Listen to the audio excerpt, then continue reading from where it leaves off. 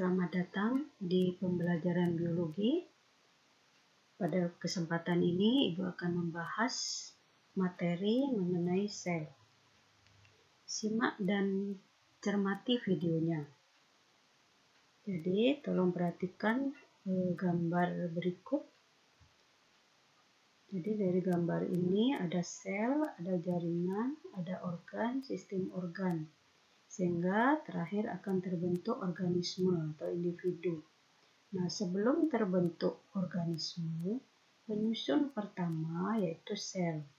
Sehingga bisa dikatakan sel di sini merupakan kumpulan materi paling sederhana yang dapat hidup dan merupakan unit penyusun semua makhluk hidup.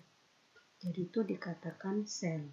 Nah, sel di sini juga bisa melakukan semua aktivitas kehidupan di dalam tubuh. Jadi dari sel kemudian terbentuk jaringan. Jadi jaringan di sini dikatakan kumpulan dari beberapa sel yang memiliki struktur dan fungsi yang sama.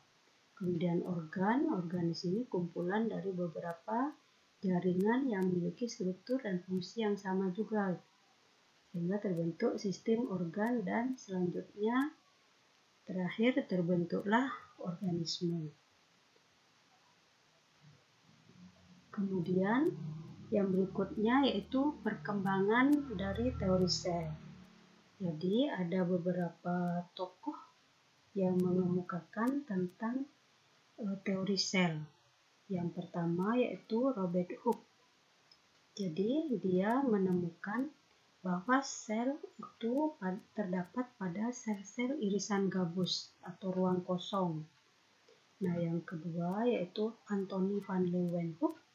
Jadi dia menemukan mikroskop itu sehingga penemuan sel berkembang lebih pesat. Jadi kita tahu sel itu sangat kecil sehingga dengan penemuan mikroskop sehingga dapat menemukan sel-sel yang lainnya juga.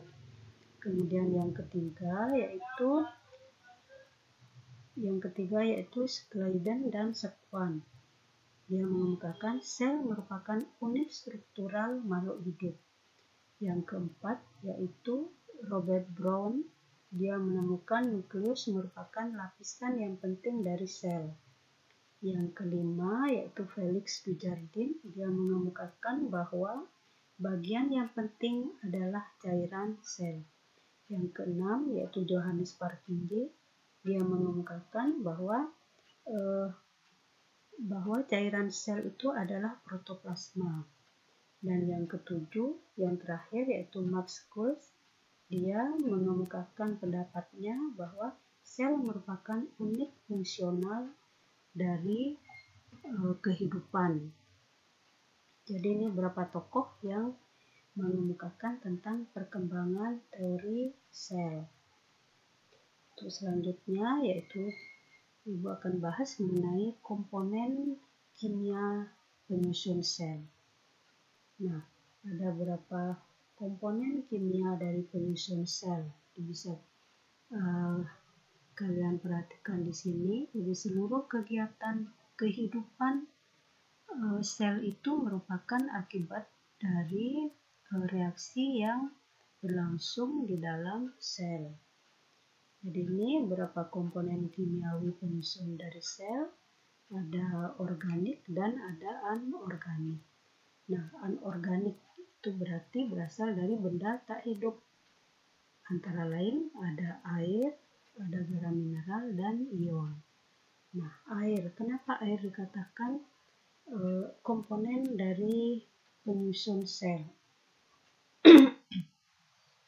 Jadi bisa diperhatikan di sini komponen anorganik pertama itu adalah air. Kenapa dikatakan yang pertama? Karena air itu merupakan komponen kimiawi sel yang komposisinya paling banyak. Jadi fungsi air di sini di dalam sel itu sebagai pelarut bahan organik dan anorganik serta mempercepat reaksi biologi di dalam sel. Kemudian yang kedua yaitu garam mineral. Jadi di sini mineral berperan dalam aktivitas metabolisme sel. Nah, pengatur di samping itu juga merupakan pengatur kerja enzim serta memelihara tekanan osmosis di dalam sel. Kemudian ada ion-ion. Nah, yang organik atau yang berasal dari benda hidup itu ada protein, karbohidrat, kemudian asam nukleat, dan lemak.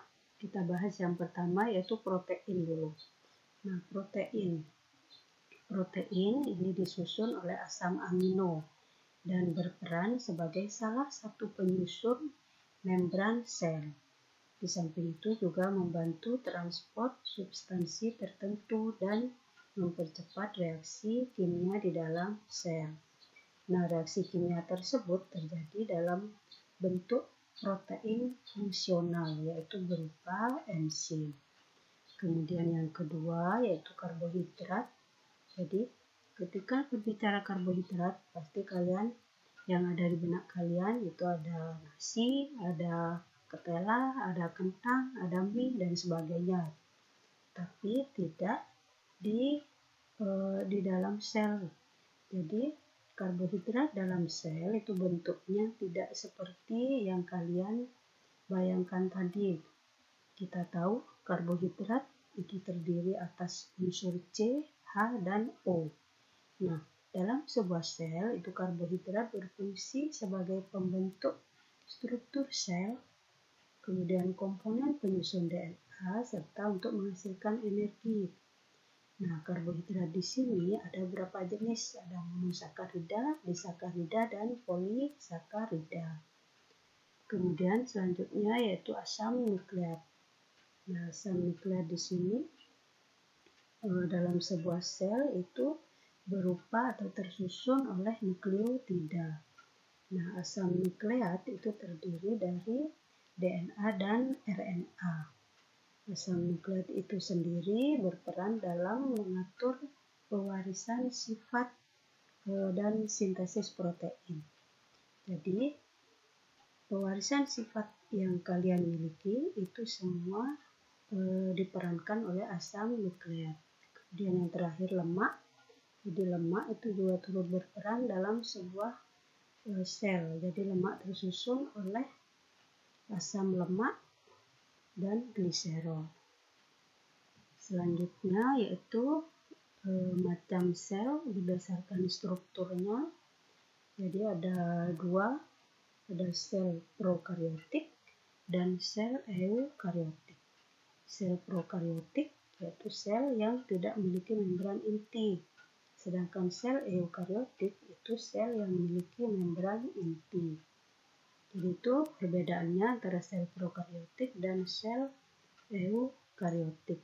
Mungkin nanti untuk lebih jelasnya kalian ada beberapa LKS yang harus kalian kerjakan.